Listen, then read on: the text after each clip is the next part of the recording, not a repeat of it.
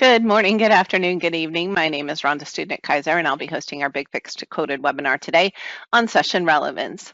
We are recording today's webinar. If this presents you with any concerns, please drop at this time. You'll be able to access a recording of the event about an hour after we conclude. You'll simply follow the same registration link that you used to join us, and you'll instead access a recording of the event.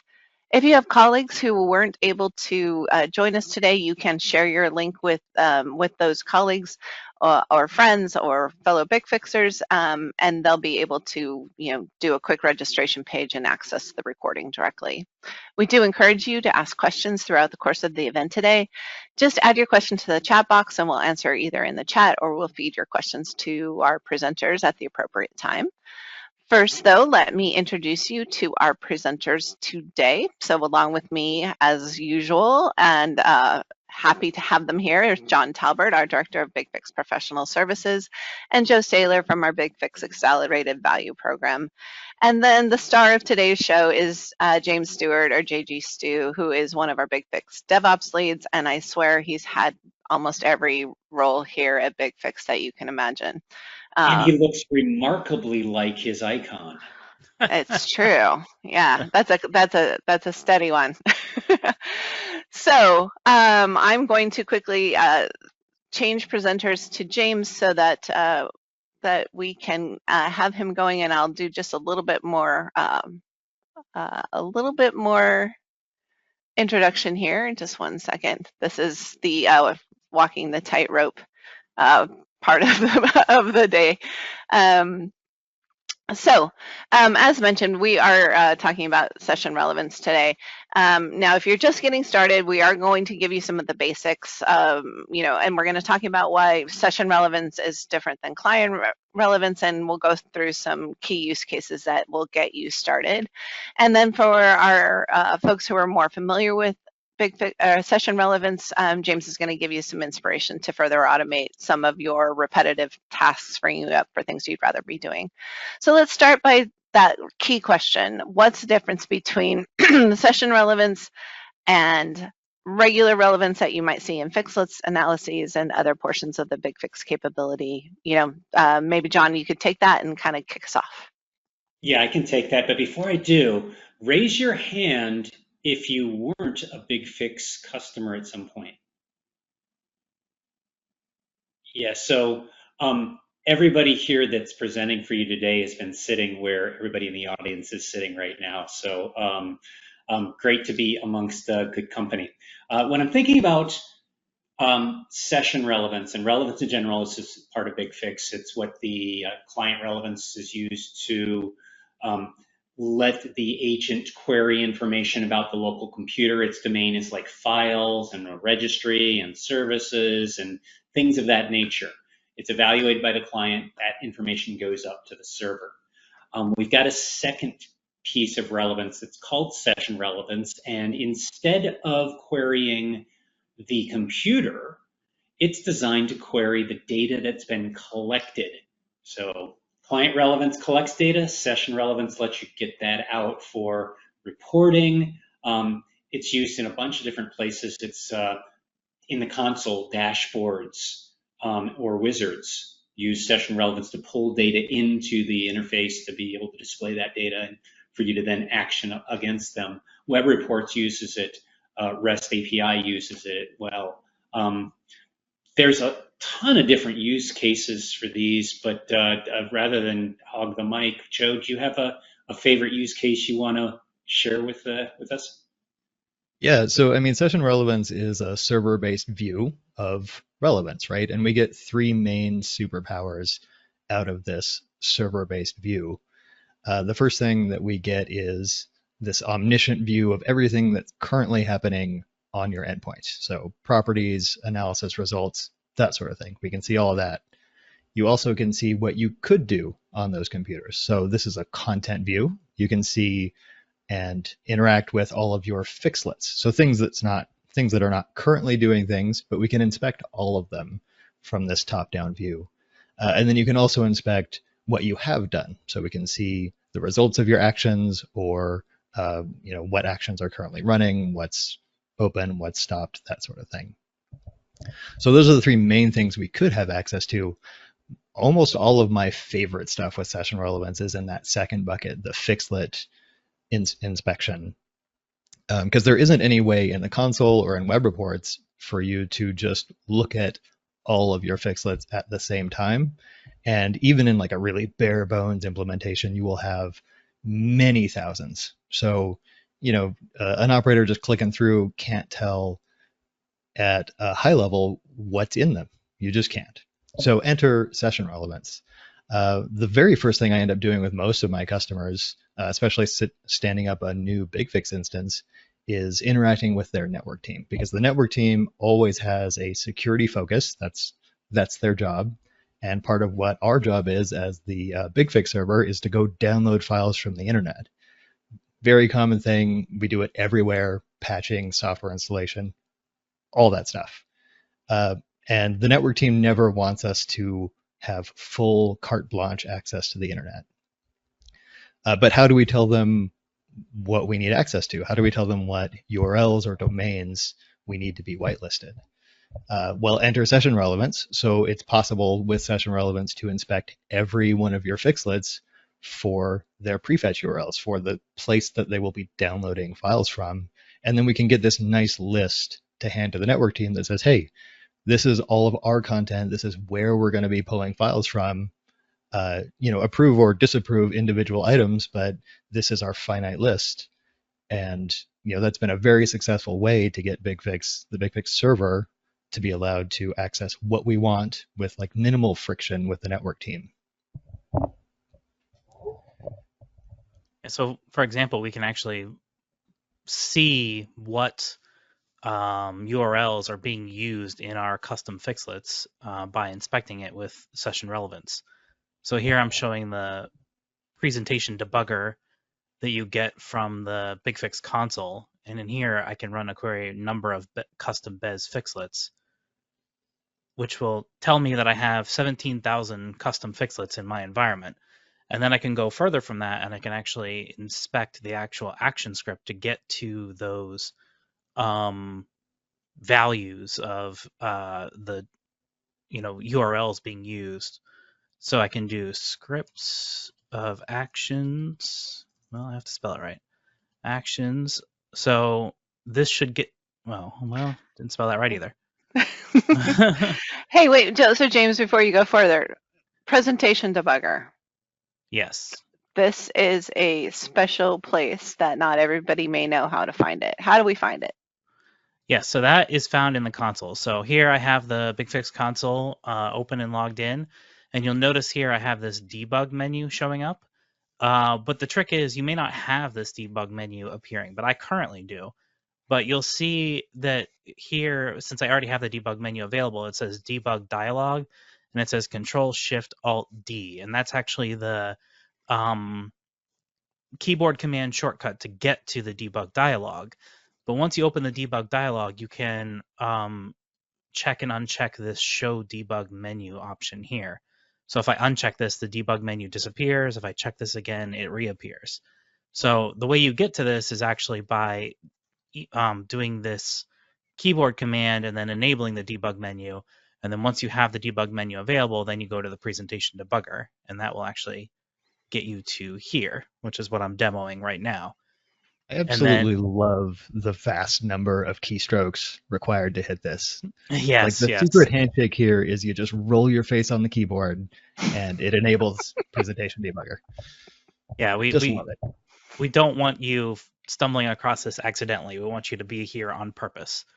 And is anybody else astounded by James having 17,000 custom fixlets? I was, yes.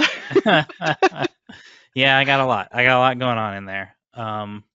But yes, so this should give me now all of the actions of all the custom fixlets and then all the scripts of the custom fixlets. So this should be an even bigger number if this evaluates. Well, maybe not much of a bigger number because I don't have that many with multiple actions. So now that I have this set, I'm getting all the scripts of all the stuff. If I were to return everything, it would be a huge block of text, and I don't necessarily want that. So then what I can do is I can come over to Stack Overflow, and I can say, hey, how do I get regex matches for URLs. And so here I pulled this regex right here, and that's really all I need to do to parse this out. So I can do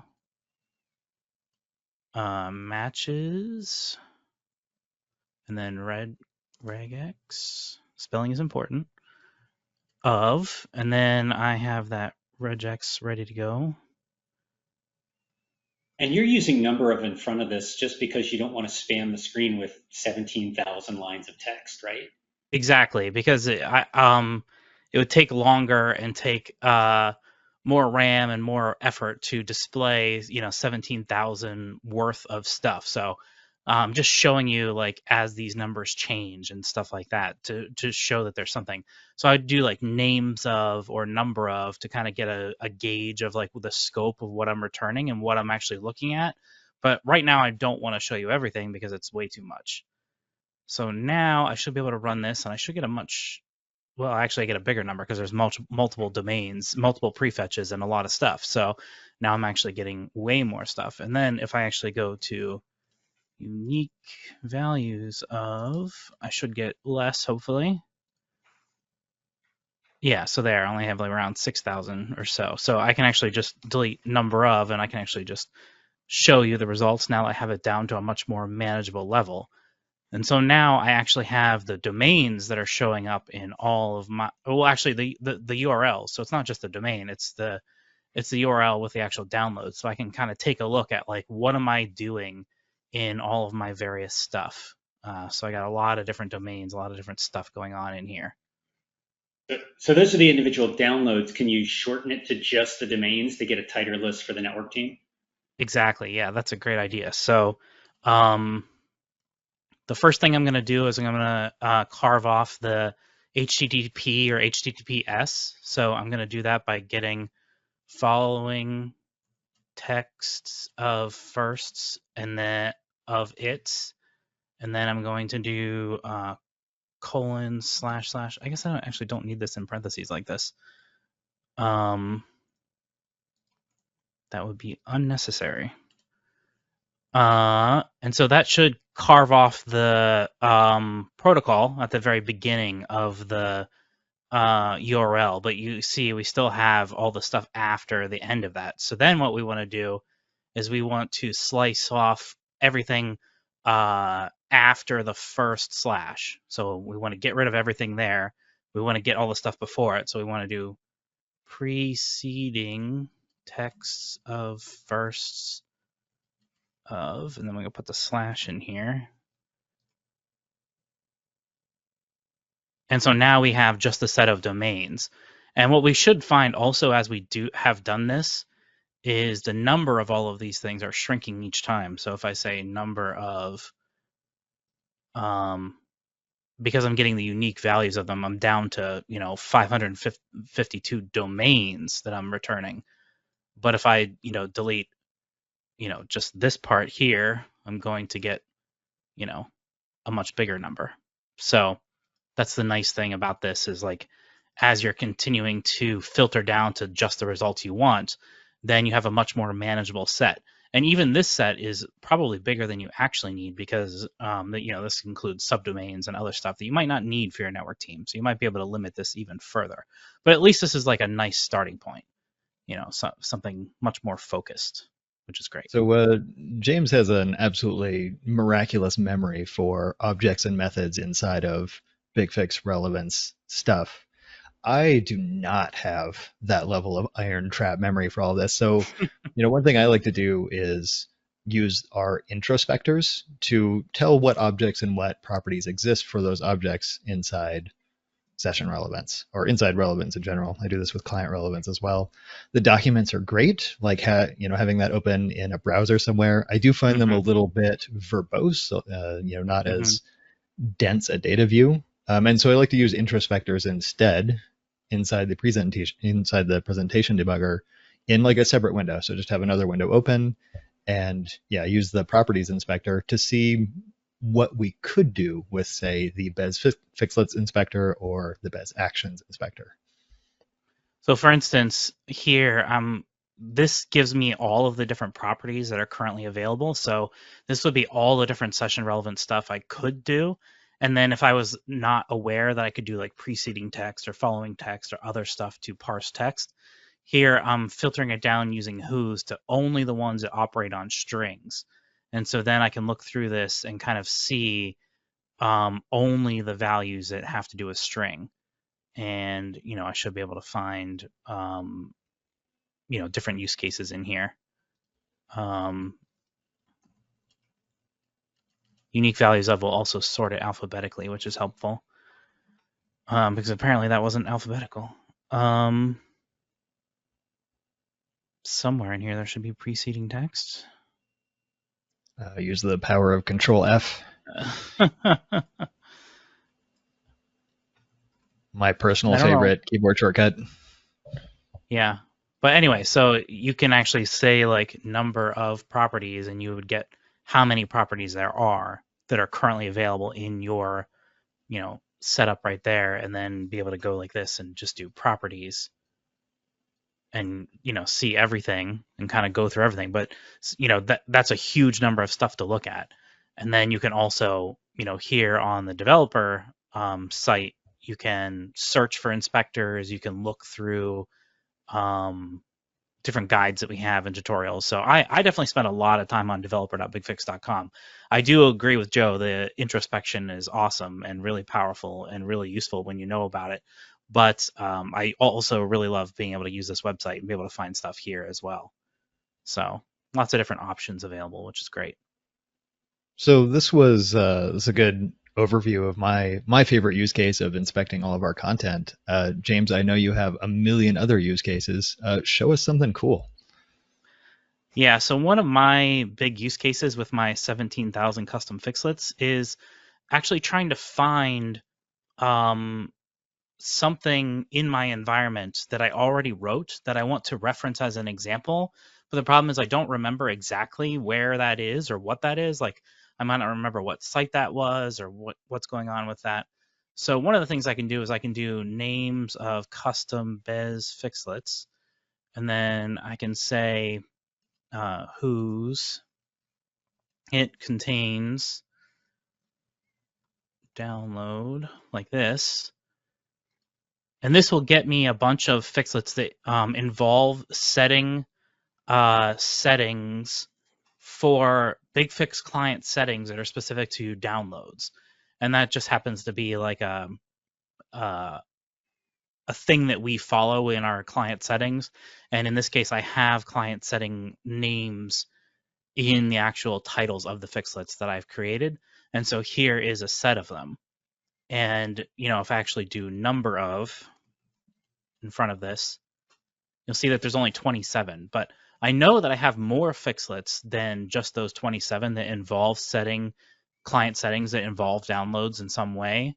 But I'm only currently searching for the names of them. But what I can do is I can go further than that, and I can do not just the names of it. So I can do names of it, and then I can do relevance clauses of it. And I actually want to concatenate those.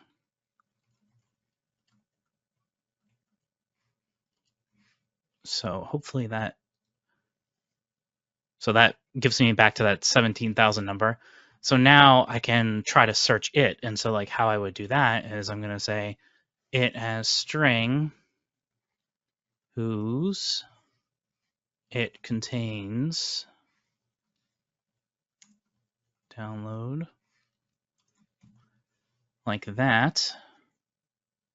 And you see now I'm down to 29, but before I had 27. So I've actually found 2 more results than I had before. So get rid of that number of. And so now I see somewhere in here there should be some that do not have it in just the name. Oh yeah, I forgot I'm getting the names and the relevance clauses, which is maybe more than I want. So I can do tuple string items 0 of, I believe. And that should just give me the names. There, so in there I just got the names. So I was getting like a bit of everything. So what you'll see here is a a bunch of these have it in the name as before, but these two up here, these actually don't have that string in the name of it, but they do in the relevance clause of it.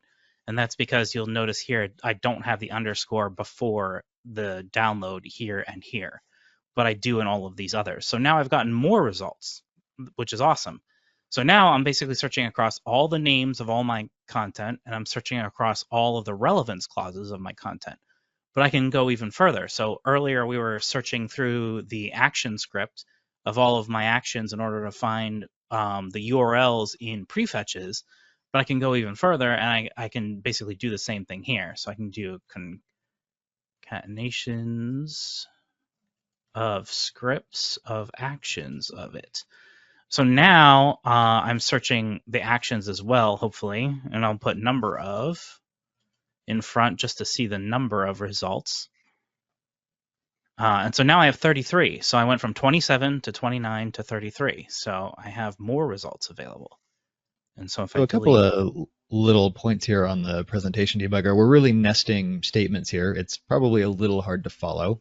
One of the great things about presentation debugger is that when you click on all of these its, they show you what it is referring to. And so in this case, we have it as string and then it contains download, and that can be very confusing for the old meat processor to identify what's going on because they're sequential, but not really sequential, right? So, just clicking on the its to see which object you're referring to is really great. I also want to make a note that the tuple string items sound really intimidating because nobody ever uses the word tuple string out in the wilds. Like that is not a thing that non-BigFix people do. And anytime in BigFix you separate objects with a comma, that effectively makes it just a set of tuple strings. And a tuple, in terms of like other programming languages, would just be an array. So this is an array of, right now we have 3 different items. We have names of it, that's tuple item 0. We have concatenation of relevance clauses of it, that would be our tuple item 1. And then concatenation scripts of actions of it would be tuple item 2.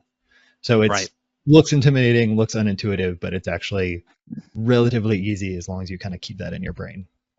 Yeah, you can kind of think of it as picking like which column you want out of a CSV in a sense is what tuple string items is doing, because it's picking like which of those items you want from the set of results, the rows of results in a way. Yeah, relevance is basically written in the way I prefer to write relevance. It actually goes from right to left. So we're starting with custom bez fixlets as the full set of things we're operating on, and then if these its here are getting different properties of custom bez fixlets. So all of this is pulling out 3 different sets of things from custom bez fixlets.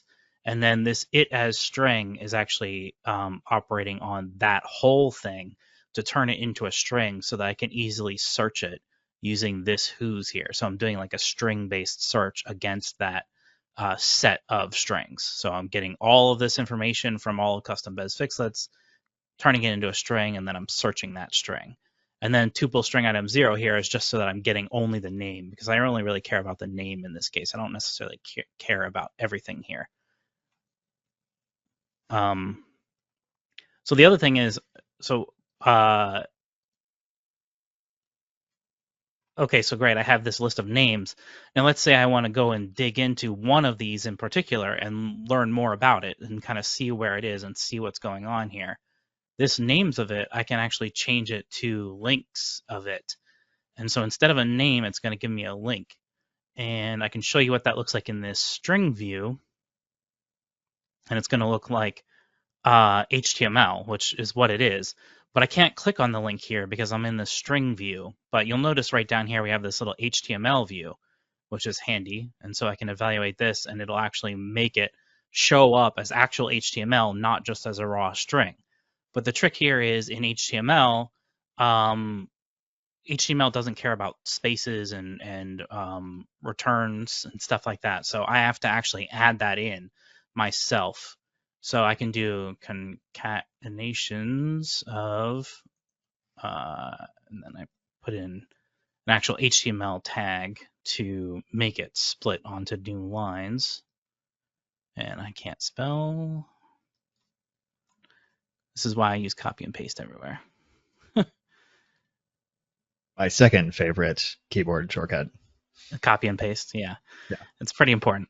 So now here I have all of these results showing up as actual HTML links.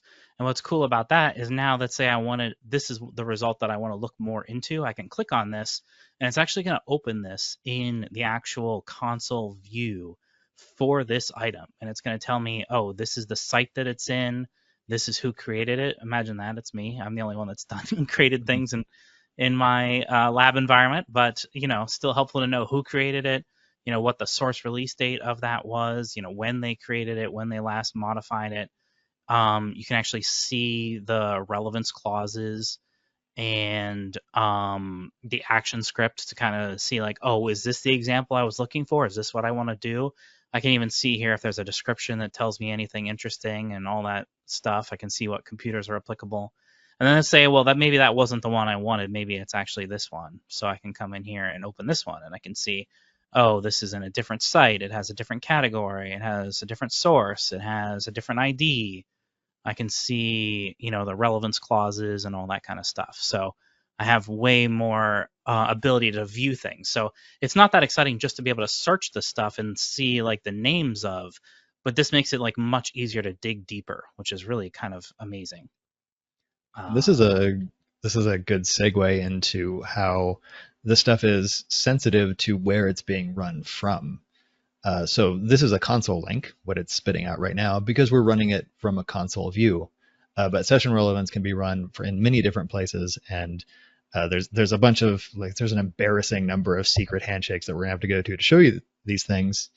But in web reports, for instance, the link that this spits out will be a web reports link, and it will send you to the content that we're looking at in the web reports view, not in the console view. So just that context sensitivity is just something to be aware of and can be really useful, when used properly. Yeah, so you'll notice here this link ID open fixlet link is specific to the BigFix console. But if I actually take this over and bring it into web reports, there's a little secret. You can run session relevance in web reports. So here I've just logged into web reports. This is the default page in web reports. And up here, you'll see this page equals, and you can put in Q&A here. But if I put it in like this, it's actually not going to work because it's actually case sensitive. So it has to be all capital Q&A. And this will actually take me to this, which is essentially like the presentation debugger, but it's in web reports. And if I paste in kind of the same thing that I've been showing, it will give me the links to the item, but it will actually be in the web report style, not the console style. But I could actually like copy this link right here and paste it in. Because this is in Q&A, I can't actually click on it. But if it was a custom report, I would be able to click on it. But this will actually take me directly to that item. So I can see, here is the task name, here's the site, here's the task ID, here's who created it, here's the source release date. So I'm going to see all the same information that I saw over in the console, but I'm seeing it in web reports instead, which is pretty neat to be able to just hop over that easily and be able to see it. And one other little note about context sensitivity here. Web reports users are fundamentally a little different than a console user is. So if you are running something, running some session relevance in your console, and then you toss it into web reports, your results might be a little different because the view is not exactly the same and your permissions may not be exactly the same. So don't panic if your results are a little different. And they can be identical, and you can have permissions exactly identical, and that can all be great. But yes, there are cases where that's not going to be there. Not going to be exactly the same. And that's important to understand the context that you're running these things in and why that might be different. So there's one other little secret handshake thing that we should probably get into, and that's custom web reports. I don't think we're going to go too deep into it, but we should show the secret handshake, the relevance tag for this one. Oh, yes. So this giant source window. In here, I can actually type in a tag that looks like this. And then inside of it, I can put in a session relevance query like number of custom biz fixlets, which is, kind of what I've been showing. So here I'm getting back that result. So there's that 17,000 number. So this is yet another place where you can run session relevance. And ideally you would do something a little more interesting than this. And you could actually, have this as a custom web report. And you could even then save this report and then make it available to other users of your web report system. So this is yet another place you can use session relevance. And it's worth mentioning here that this is just HTML. Other than these pre-processor tags, like if you could put a break in there and then do number of Bez computers. Oh, so you're saying like just copy take the whole that thing, thing. copy it, paste it, put a break tag between them, like just a normal slash a BR tag. Yeah. And then So I change this to number of Bez computers. Yeah. And I could even say now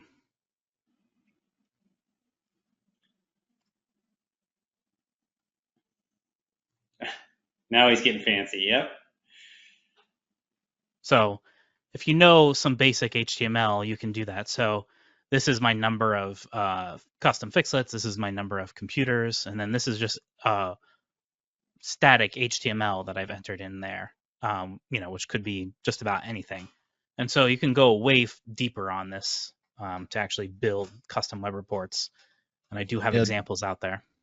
John used a really specific keyword there that took me a while to really grok. The pre-processing nature of those relevance tags is super important to understand.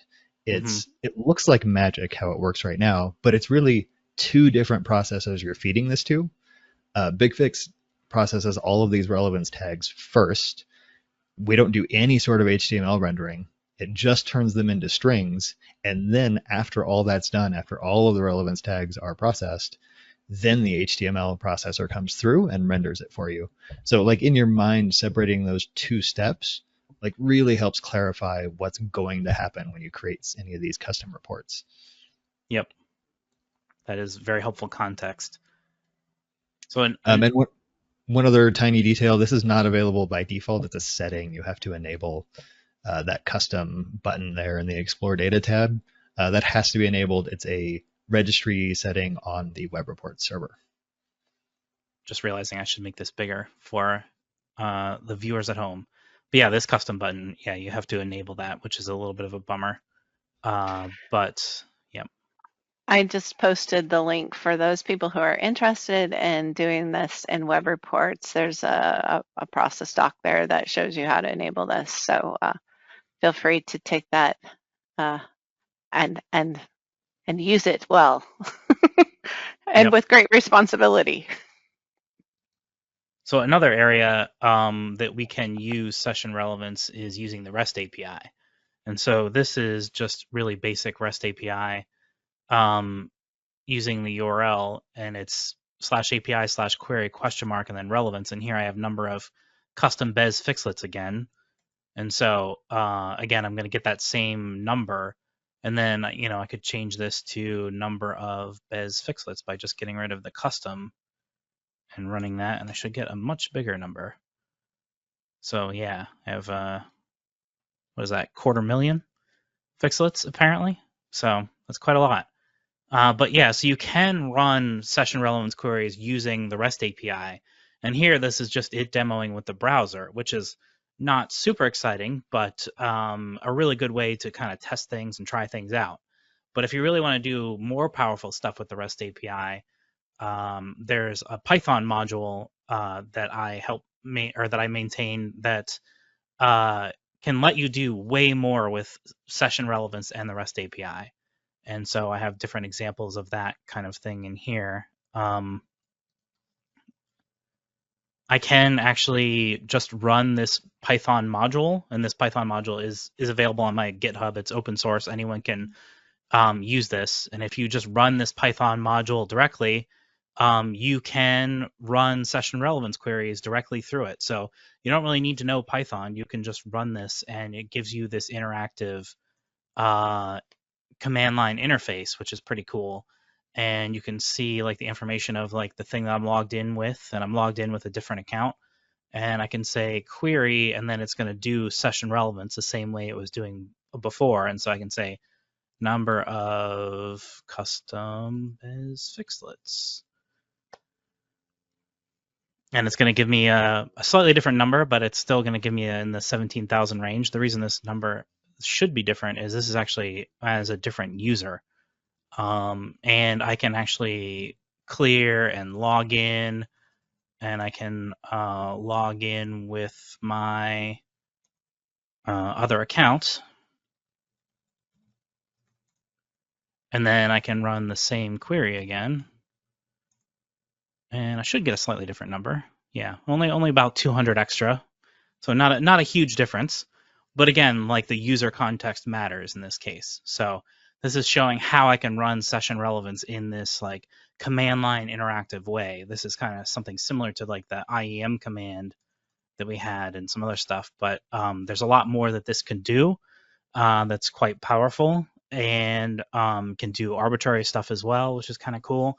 But this is just the interactive interface to this Python module to kind of give you an idea of what it can do. But it's actually way more powerful than that. And I have a bunch of example scripts that use this same module, but not in an interactive way. It actually uses it, as a pure Python module. And one of those here is called baseline by relevance.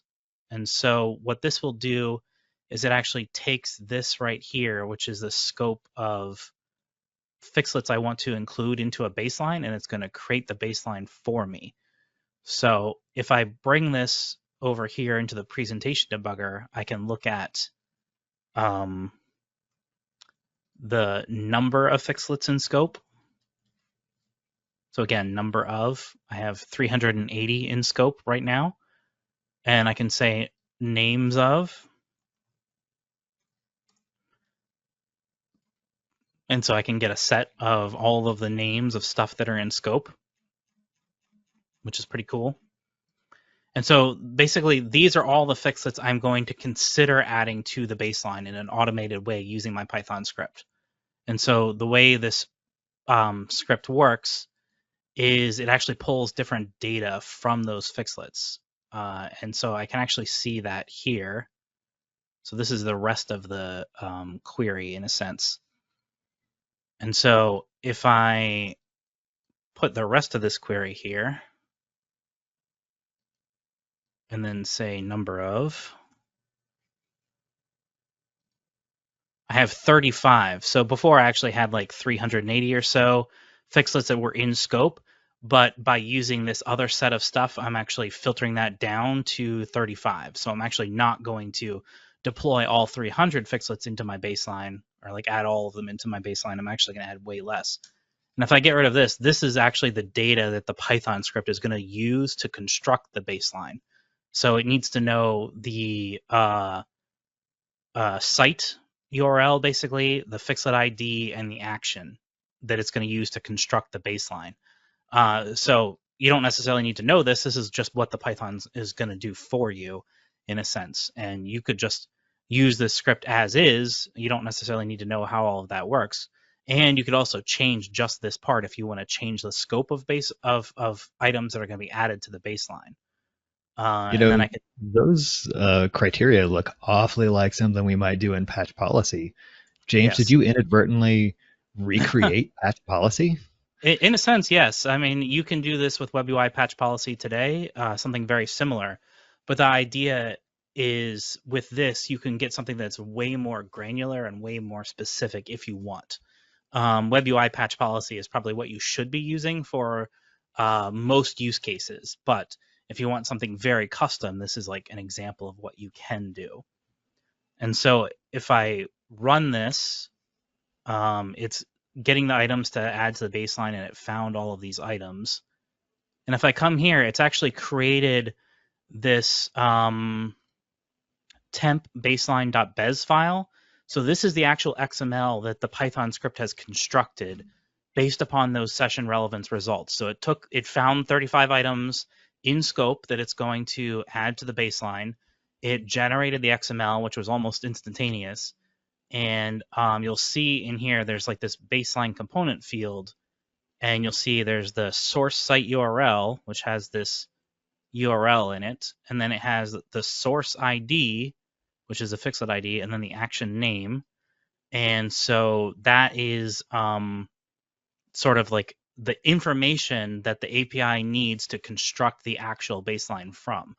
And you'll notice it said importing generated baseline for quite a while here, and now it's actually spit this back out. So this means it's actually created the baseline for me. And that took a while because it's actually grabbing the relevance and the action script from every single one of these components and constructing the full XML for the baseline as part of that process. And you'll notice here it's actually deleted the file as it's finished the work. So it created this temporary file, imported it successfully, and then deleted it. So if it didn't import it successfully or you weren't able to import it, you could actually try to import it yourself. But I should now be able to find this over here in my console. Wait, I thought we were just going to get a Bez file out. It actually went all the way back and created the baseline? Yes, which is pretty cool. You are not only automating creating of things with the REST API, but you're actually also, re-injecting them back into BigFix, which is really Man, pretty nice. hot. And next you're going to tell me you can automatically take an action on it. Yes, that is true. So here is the actual components, or the actual baseline that it created. And so you'll see down here it has 35 components in baseline, which again is the same set of components that were in scope that we could see in the presentation debugger and in the REST API and other places. So and in the output of the script. So this is all the stuff that it added to the baseline itself. And you'll notice it has like custom patch and baseline, and then today's date. It just automatically added that today's date as a part of the script. So this is everything that's in scope. So every single one of these should have at least one computer applicable in my environment, possibly more, and eventually those will start to show up here. And so, now this baseline's been automatically created. But as Joe said, we can actually go even further. And so I actually have this commented out right now. But in the script, basically after this point, if we were to comment this out here, then it would continue the script. And what the script is going to do at this point is it's actually going to grab this ID here that came in the return from creating the baseline, and then it's going to create an offer action for the baseline.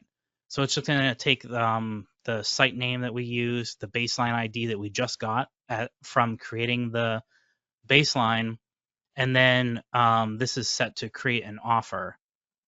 So is offer is set to true. So if you just run this with that line commented out, it will actually create an offer to deploy this baseline to all of your devices immediately. And so the idea here is that you don't need to actually interact with anything in order to start testing this baseline on your test machines immediately. You can basically go to a test machine, go to the Bez offers interface and say accept, and it'll deploy. And if you wanted to get even more aggressive, you could scope this instead of it being scoped to all computers like I have it right now, scope it to just your test machines and remove this is offer. And then it would actually deploy to your test machines immediately, no waiting. It would just, immediately start doing its work and deploying the baseline. So you could be testing the baseline before you even, within a minute, basically, of running the script, which is kind of wild. And the session relevance magic is that getting all the content that should be part of it. That's the session relevance magic, bringing it back to the topic that we're talking about here. Exactly. Yeah. So the magic here is defining a scope of fixlets you want to deploy with session relevance. And so this is really the only part you would need to change. And so you could come in here and add on other sites, in the example. So in the event that a user like can't install a Python processor in their environment, or doesn't want to, or has maybe some expertise in another programming language. Maybe you've got a bunch of C# developers in-house already. Interacting with Session Relevance is fairly easy to do in any language. James initially showed us just the URL that he would hit to get to a relevance node in the API, and that's all it is. If you already have people that have programming experience and can just get to a website in their program, then they can access Session Relevance and get data out of it. If you don't have any programming experience, we provide an IEM.exe tool that is a REST API interface specifically built for BigFix, and that you can get to through as simple as just like a batch script. Just run it line by line. You can schedule it in Windows Task Scheduler. So the bar to entry for this is way lower than it seems, even though we put all sorts of hurdles in front of it to make you roll your face on the keyboard to get to Session Relevance to begin with. Yep. Here I'm struggling to add another site to this set of things. I was trying to expand the scope. Names of Bez sites.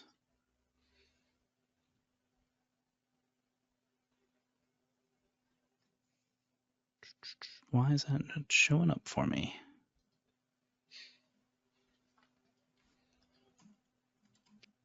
It's there. Updates for Windows applications. Yeah, here it is. Yeah. So, name of it starts with.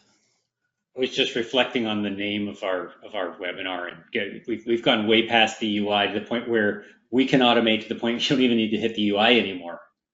You just run. That's pretty fantastic. Exactly. You don't need the UI when you can see the matrix. That means we're coming out of our pods.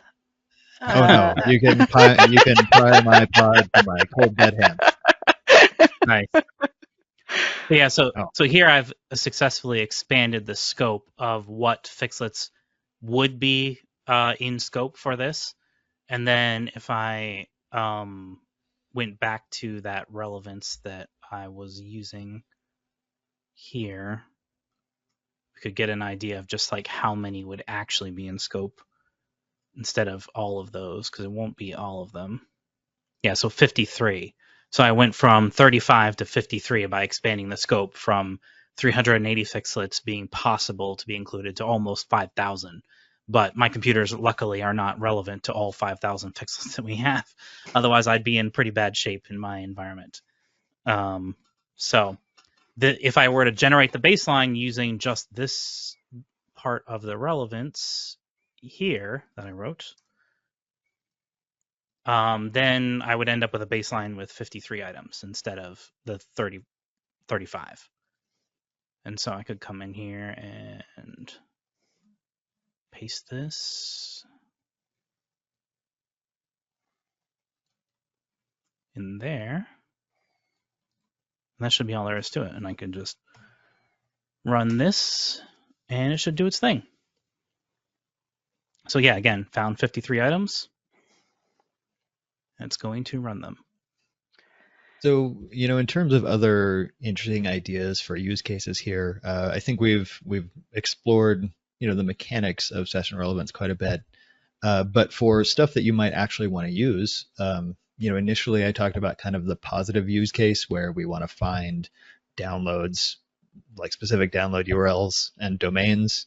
That's a positive use case where we need to find stuff and use it somewhere else. But there's a negative use case too, where you have learned a lesson, probably the hard way, and want to find where that hard lesson is in the rest of your content. Very recently, I had an enterprising young operator decide that he very badly needed to find a specific file out on all of his endpoints, and he didn't know where it was, so he decided to search the entire C drive. And of course, anybody who's had the misfortune of doing that before has probably noticed that that's like a 20-minute operation for the client to get through. And it kind of brought their whole environment to its knees. we of course found one of those things on our own after we noticed that everything was broken, but we didn't have any way to just eyeball the console and find other places where descendants of folders had been used. And so with session relevance, once we learn that lesson that we should not be using descendants of folders, we just looked at all content. It was a very quick thing to get done on the server and find every bit of content that was very expensive from a like C drive search perspective.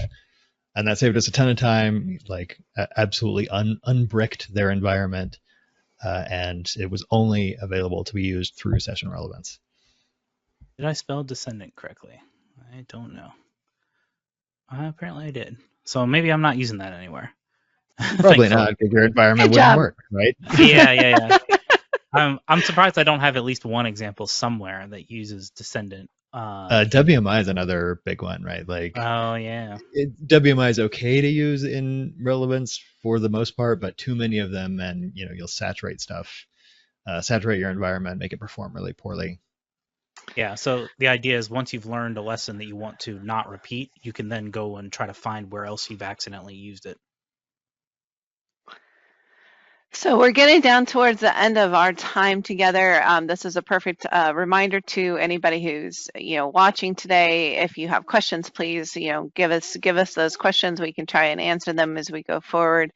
But also, if there's anything that we had planned to talk about, this is also a reminder to the rest of the team that we should bring those things up. Yeah, the thing we haven't gotten to yet, that's yet another secret handshake thing for relevance, is how to install dashboards and how to debug dashboards. We mentioned it a couple of times. They're very much like the web reports, custom reports interface, only you can see them either through the client. There are client dashboards and there are console dashboards. You've obviously interacted with them at some point, the deployment health checks dashboard and, like, say, the license overview dashboard. These are all things that you could make, like you could make custom versions of these, but it's kind of difficult to figure out. Like it's very much behind a wall. So James, you want to show us how that works? Yeah, so the first piece to know is in the debug dialog, this load wizard is actually for dashboards as well. Load wizard and dashboard are actually the same thing. And so it is how you would actually like load a dashboard into the console. But I actually have what's basically a self-directed lab on how to build dashboards and web reports actually. And it all kind of starts here at this link in my GitHub. This talks about how to open the presentation debugger with the debug menu that we've already gone over, and then kind of walks you through how to do some session relevance with that and also with the REST API. But then you'll notice the next thing down here at the end is how to debug a dashboard in the console. And so this shows you how to actually do that. And I actually provide a hello world Ojo template, and it walks you through creating the folder, putting the template that you download from this link into there, and then using that load wizard feature, which again, it's a dashboard, but we're actually, it uses the load wizard interface and walks you through exactly how to do that and shows you what that will look like. And then it gives you some ideas on how to make changes and how to make edits and how to work with this to kind of tweak it, show you the actual raw HTML involved and what that looks like, all that kind of stuff. And then down here with this next thing to go even deeper is a data tables dashboard. So I have this generic data tables Ojo file. And you just download it from my GitHub. You don't need to create it yourself. You put it in the same folder. You go through the load wizard stuff. And then it'll show you what that looks like. And it'll give you option, like show you how to like search using the data table search that's built in, and then make changes to it so that you can make it do something entirely different, and get entirely different results in the same dashboard. And then it'll show you how to take that exact same thing that you just did as a dashboard and how to make that a custom web report in web reports. And so it'll walk you through that process, and actually you'll then be able to see the exact same results in a web report as you saw in the dashboard. So as long as what you're doing is pure session relevance, which again is what this whole webinar is about, you can do the exact same thing in a console dashboard and a web report, which is very powerful and very neat to be able to do. Not true of all console dashboards. Yeah, and for me, these examples, like these bare bones examples, are just absolutely invaluable. Because, much like all of the other secret handshakes we've gone through here, just setting up the Ojo file is surprisingly difficult. And when you have, you can go look at the license overview dashboard, but that thing's a monster, right? Like, there's so much text in there. Having these that are stripped down to just the little elements you need makes learning how to interact with it just 1,000 times easier. Yeah, exactly. So there's a relevance clause in here that we already showed, and then there's just this, hello world and results stuff. So there's not that much in here. The rest of this is boilerplate stuff that you need for all dashboards, which is kind of a lot, but that's kind of the point of the self-directed lab, is to walk you through all that. And there should also be a link to a presentation in here somewhere. Yeah, intro to BigFix dashboards presentation. So there's actually a presentation that goes along with that normally I would be giving, but that's a different webinar. Yeah, and we did do a dashboard webinar a number of years ago. I think if you search on in the BigFix Forum under events, you'd be able to find it, as John did take us through building out a dashboard at one time. So yeah, great stuff out there. I think the thing that is lovely about all of this is that the BigFix community and, James, this is not something that James is hiding behind a firewall. This isn't something that you need to pay for in order to get this excellent content. This is something that you can use for free and build your expertise and build for your environment, with only your imagination as a barrier. Yep. And I did run my script again and actually have it create the action for the custom patching baseline that we created. So here, the offer is already created. It has, pending offer acceptance on one of my computers. So, and it has all the stuff that was added, including, a greater scope than the previous one. So it has more components in it. And so it kind of gives you a preview of what you can do. All right, last chance. Any last things we want to cover today? It was a surprisingly quiet crowd. We didn't get a single question from the audience. That's unusual for us. I guess that's because we covered everything in so much comprehensive detail. Still open for maybe one question if anybody's got any, but otherwise we can wrap things up. All right, well, let's go ahead and assume we're going to move on forward. If you did have a question, you can always just drop it into the forum. We'll happily answer questions offline. Do want to thank you all for joining us today. As mentioned, we did record this. The recording will be available in about an hour. You can follow the registration link. And thanks, James. Thanks, Joe. Thanks, John, for all of your hard work in putting this together. Really appreciate it. And we'll be back in about a month with our next BigFix Decoded webinar. And check out our YouTube channel about mid-month, and you'll see Joe again with BigFix Briefing Room talking about all the goodness that's going to come out in September from our friends at Microsoft and others, and all the good new content that you can take advantage of. So thank you all. Have a wonderful day. Thanks, everyone. Bye.